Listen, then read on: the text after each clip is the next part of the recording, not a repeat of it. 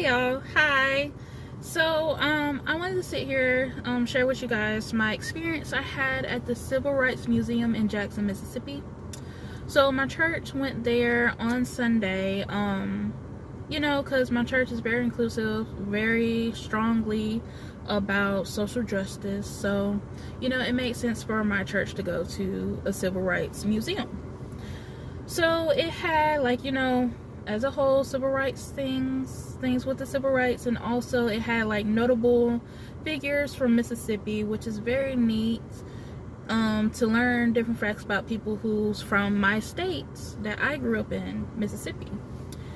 So they of course have it to where it's very, I wouldn't say heart-wrenching, but it kind of puts you a little bit there, but not to where, I don't know, but they have their ways of trying to put you kind of in that era, kind of get you in the mindset of that era and how things were.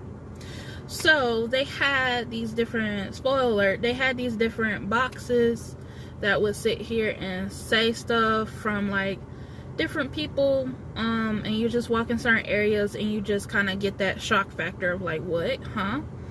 So I was over here and I was walking around, okay, and like I said, my church is inclusive, so all races, all colors, all people from different walks of life. So I'm over here walking, and I saw across the room that someone who went to my church, and he's a white guy, and I was like, oh, hey, that's so-and-so, I know them. Well, I'm gonna stay on my side and look at this side and finish up this side, and I'll walk over there and say hi. So I take one step. Next thing you know, I hear what you doing looking at white people? I was like, how did you know? One of these boxes just out of nowhere was what you doing looking at that white person? I was like, oh my gosh, what? So that threw me all the way off. To be honest, they probably was saying, I think what the box was actually saying was, what are you doing looking at that white woman? It was a white guy, what you doing looking at that white woman? A white guy being aggressive and angry and mean towards a black guy. That, you could tell that was the scenario with the box and what they were talking about. Because, sadly, men got lynched with trying to flirt with white women, falsely accused, stuff like that. So it puts you in that realm. But what I heard was, what you doing looking at that white person? And I was like, how did you know that I was looking at his face and he was white? And I was like, hey, that's a white guy I know. So yeah, so that happened. So I just wanted to talk about just a little funny story, but I just want to talk about what I learned about some of the things. I was sitting there, couldn't help but see the common theme for me and myself, what I took from it. The common thing of adversity and things that constantly has caused setbacks. For instance, there was a part of the, when they were trying to get votes and the whole suffrage movement with the black people. It was so much setbacks. There was churches being bombed and stuff like that, and how you felt hopeless. There was a theme of there was a part where you felt hopeless, but they kept persevering. They're like, no, we got to keep going.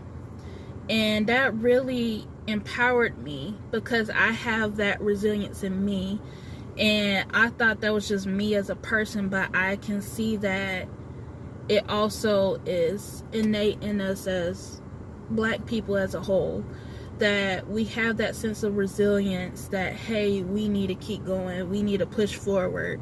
I've always been that person of, hey, I have setbacks, I fall, get knocked on the floor, get knocked on the ground. I'm like, oh man, down in dumps about it, but I always get up, dust myself off, and keep going, you know. Or God has to dust myself. 9 times out of 10, God has to, let's be honest, God, very much in it, dust me off, get me, be like, hey girl, you gotta keep going. That's what God instilled in me. So I was just very encouraged and empowered. And also, I grew up with all these different things, different like monumental names around me, but I never knew the significance of it, because, you know, with the civil rights as a kid, it was forced on you, it was pushed on you, of like, oh, we're gonna go and learn about this. And you know, as a kid, when you're getting forced for certain things, like to read certain stuff, you're just rebellious, you don't care, you don't want to hear about it. But as an adult, it was just very eye-opening. I have a school in my town that is called the Mary Bethune, which is an alternative school, but she was notable for education and the civil rights movement. I had grew up with a park that was near my school called Verma Damer Park, and he was a notable figure in the civil rights. And it was just very eye-opening, very encouraging, very empowering, this whole museum experience for me. Yes, it got emotional at times. Yes, it was like, wow, I can't believe, you know, it was just horrible. But I took away from this to be very encouraged, very empowered for all the men and women who has made a way for me and others, and who set the groundworks for me to flourish and be the best person I can be. So I just want to say, you know, thank you. You know, 9 times out of 10, most of these people, you know, gone and stuff like that. I want to say thank you, and I want to say encourage all of y'all to persevere, keep going, whatever may come your way. You know, it may seem hopeless or anything, like, just keep pushing through. God will make a way, and you will see the good that comes with it. So yeah, just wanted to leave that with y'all. But thank you, y'all. Love y'all. Bye.